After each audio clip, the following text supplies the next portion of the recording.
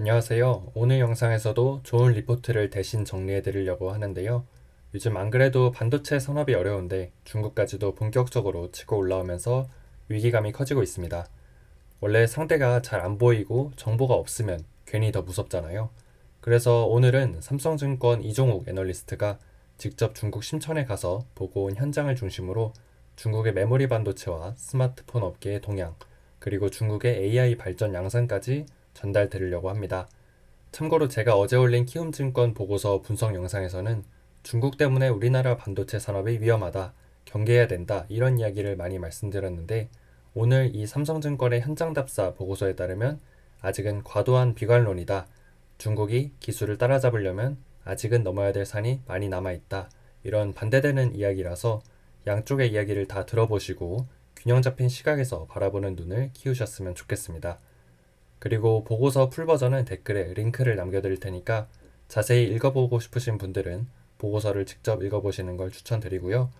본격적으로 오늘의 얘기를 시작하기 전에 앞으로도 어려운 경제금융을 쉽게 공부하고 싶으신 분들은 좋아요와 구독도 부탁드리겠습니다. 먼저 범용 디램 시장 상황부터 살펴볼게요. 리포트에 따르면 중국 모바일 업체들이 디램 재고를 엄청 쌓아두고 있어서 가격이 하락하고 있다고 합니다. 2024년 상반기에 디램을 엄청 샀는데 하반기 스마트폰 판매가 예상보다 저조하면서 재고가 산더미처럼 쌓여버린 거죠. 자료를 보시면 중국 모바일 업체들의 디램 재고는 평균 10주 중반 수준까지 올라갔는데 이건 정상 재고 수준인 7주에서 8주를 넘는 수치입니다. 게다가 중국의 디램 업체 CXMT가 디램 생산량을 2025년에 2배로 늘릴 계획이라고 하니까 공급 과잉 우려가 더욱 커지고 있는 거고요. CXMT는 2024년 1분기에 월 10만 장의 웨이퍼를 생산하고 있었는데 2025년 1분기에는 20만 장, 그리고 3분기에는 30만 장까지 늘릴 계획이라고 합니다. 그래도 아직 희망적인 부분도 있는데요. CXMT가 아직 기술적으로 완벽하지 않다는 거죠. CXMT의 주력 디램은 12GB 수준인데 최근 스마트폰에 필요한 16GB 이상의 고밀도 디램을 만들기에는 아직은 기술이 부족하다고 합니다. 그리고 디램의 속도를 높이는 데 중요한 하이K 메탈 게이트라는 기술의 도입도 아직은 미진한 상태라고 하고요. 게다가 삼성전자, 하이닉스, 마이크론 같은 다른 디램 업체들은 지금 HBM 생산하기도 정신없어서 범용 디램 공급량이 크게 늘진 않을 것으로 전망이 됩니다.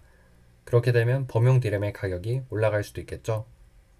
다음에는 낸드 플래시 쪽을 볼 건데요. AI 서버는 일반 서버보다 훨씬 많은 데이터를 저장해야 되기 때문에 eSSD라는 저장 장치의 수요가 지금 폭발적으로 늘고 있습니다. 원래는 HDD라고 옛날 분들은 잘 아시는 하드디스크가 SSD보다 저렴해서 데이터 저장 장치에 더 많이 쓰이고 있었는데요.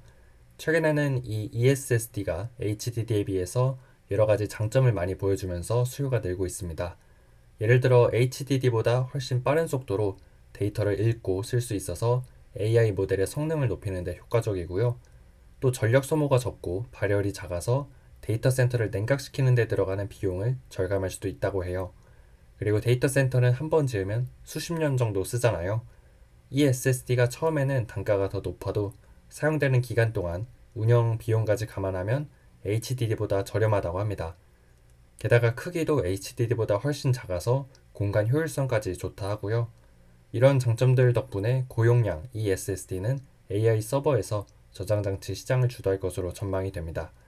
그래서 작년부터 올해까지는 D램 쪽에서 고대역폭 메모리, 이 HBM 덕분에 우리나라 메모리가 선방을 했다면 2025년에는 낸드 쪽에서 이 eSSD가 핫 아이템이 되지 않을까 싶은 거고요.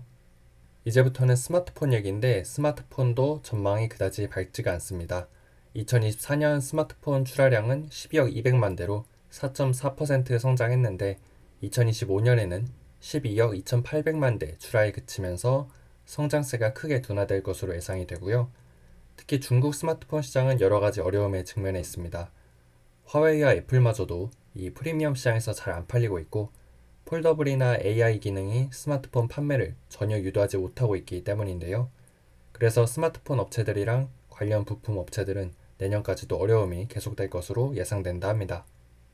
많은 분들께서 기대했던 폴더블 폰, 아직은 기대만큼의 성과를 내지 못하고 있는데요.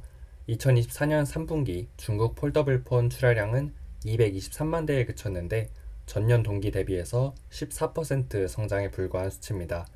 4분기에는 300만 대, 8% 성장에 그칠 것으로 전망되고요. 그러면 폴더블 폰은 왜 이렇게 부진할까요? 보시면 먼저 가격이 너무 사악합니다. 폴더블 폰 가격은 9,000위안에서 16,000위안, 우리나라 돈으로 대략 170만원에서 280만원 정도인데요. 일반 스마트폰보다 훨씬 비싸기 때문에 소비자들이 구매를 망설이는 거죠. 그리고 지금 안 그래도 중국 내수가 부진한데 고가의 폴더블 폰을 사기에는 더 여력이 없을 거고요. 개인적으로는 저도 폴더블 폰 유저이긴 한데 저는 폴더블 폰을 펼쳐서 전자책처럼 쓰기 위한 목적으로 애초에 샀기 때문에 잘 쓰고 있긴 하지만 일반 사람들이 이 무겁고 커다란 폴더블 폰을 과연 얼마나 쓸까 하는 의문이 아직도 풀리지 않고 있습니다. 도대체 멀쩡히 잘 있는 스마트폰을 왜 자꾸 접으려고 하는지, 왜 과연 접었다 폈다 하는 폴더블 폰을 사야 되는지 소비자들한테 설득을 전혀 해내지 못하고 있는 것이죠. 그나마 남은 희망이라면 2026년에 애플이 폴더블 아이폰을 출시할 것으로 보이는데요. 물론 이것도 아니다 싶으면 중간에 접을 수도 있겠지만 애플이라면 그 답을 찾아주지 않을까 이렇게 기대를 하면서 저도 폴더블 아이폰이 나오면 구매할 의향이 있긴 합니다. 다음으로는 화웨이 얘기도 있었는데 화웨이는 미국의 제재로 안드로이드 사용에 제약을 받게 되면서 하모니 OS 넥스트라는 독자적인 OS를 개발했습니다. 하모니 OS 넥스트는 화웨이가 직접 OS 커널부터 컴파일러, 프레임워크, HMS 서버까지 모든 부분을 개발하면서 구글 안드로이드로부터 완전한 독립을 선언한 건데요. 미국의 제재 때문에 화웨이가 생존하려고 어쩔 수 없이 선택한 전략인데 오히려 더 강해져서 돌아온 게 아닌가 싶어요. 하지만 하모니 OS가 성공하기 위해서는 아직까진 넘어야 될 산이 두 개나 있다고 하는데요. 먼저 앱 생태계가 아직 부족하다는 건데 현재 하모니 앱스토어에는 약 1만 개 앱이 등록되어 있다고 해요. 그런데 안드로이드에는 약 200만 개 앱이 있다고 하니까 턱없이 부족한 수준이고요. 또 화웨이는 미국의 제재 때문에 여전히 반도체 수급에 어려움을 겪고 있어서 마냥 쉽진 않을 것이다. 이렇게 전망을 하고 계십니다. 그리고 중국에서도 빅테크 기업들이 AI 시장을 선점하기 위해서 치열한 경쟁을 벌이고 있다는 내용이 흥미로웠는데요. 틱톡을 만드는 바이트댄스는 더우바오라는 AI 챗봇을 통해서 AI를 선도하려 하고 있고 화웨이는 아까 말씀드린 하모니 OS를 기반으로 AI 생태계 구축을 목표로 하고 있다고 합니다.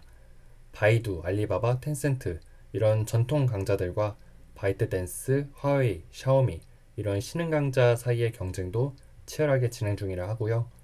중국 정부도 AI 산업 육성을 적극적으로 지원하고 있어서 중국의 AI도 빠르게 발전하고 있다는데 괜히 우리나라 정부는 뭐하고 있는 건지 갑자기 아쉬운 마음이 드네요. 자, 오늘은 이렇게 삼성증권 이종욱 애널리스트의 중국 심천 답사 보고서를 중심으로 중국의 메모리 반도체와 스마트폰 업계 그리고 AI까지 살펴봤습니다. 우리나라 메모리 반도체 시장이 요즘 여러 가지 이유로 어려운 건 사실인데요.